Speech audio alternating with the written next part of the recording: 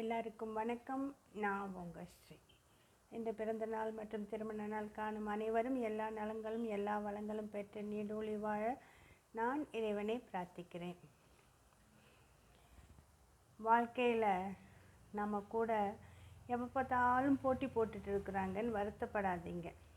நம்ம கூட போட்டி போட ஒரு ஆள் இருந்தால் தான் நம்ம ஜெயிக்க முடியும். எப்படி ஒரு விளையாட்டில் போட்டி போட நமக்கு எதிராளி வேணுமோ அது மாதிரி வாழ்க்கையிலையும் போட்டி போட நமக்கு எதிராளி வேணும். அப்போ தான் நம்மளால் ஜெயிக்க முடியும். உலகத்தில் அன்பும் உதவியும் என்றையுமே அனாதைகள் இல்லை. எனக்கு உதவுறதுக்கு யாருமே இல்லை, என் மேலே அன்பு செலுத்த யாருமே இல்லை அப்படின்னு நினைக்காதீங்க. உலகத்தில் இந்த மூலையில் யாரோ ஒருத்தர் யாருக்கோ உதவி செய்வாங்க, அன்பு செலுத்துவாங்க. அது உலக நியதி. உங்களோட ஒரு கேள்விக்கு பதில் கிடைக்குது. அந்த கேள்விக்கான பதிலாக மட்டும் இருந்தால் உங்களோட கேள்விக்கு அங்கு மதிப்பு இல்லை அப்படின்னு நினச்சிக்கோங்க.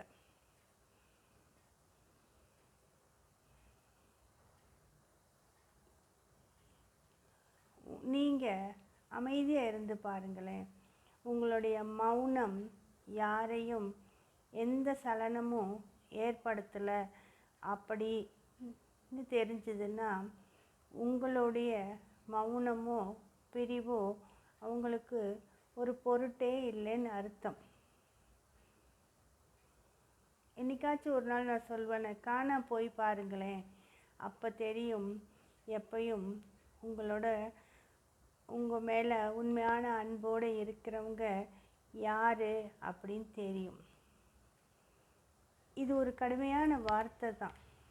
எப்போ பார்த்தாலும் உங்களை மற்றவங்களுக்கு புரிய வச்சுக்கிட்டே இருக்கணும் அப்படின்னு முயற்சி பண்ணாதீங்க. புரிய வச்சுக்கிட்டே இருக்கிறதோட போய் தொலைஞ்சிட்டு போகட்டும் அப்படின்னு அவங்கள உறவை விட்டுடுங்க.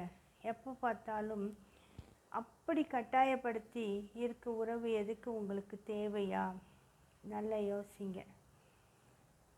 இதெல்லாம் எனக்கு சரின்னு பட்டுச்சு.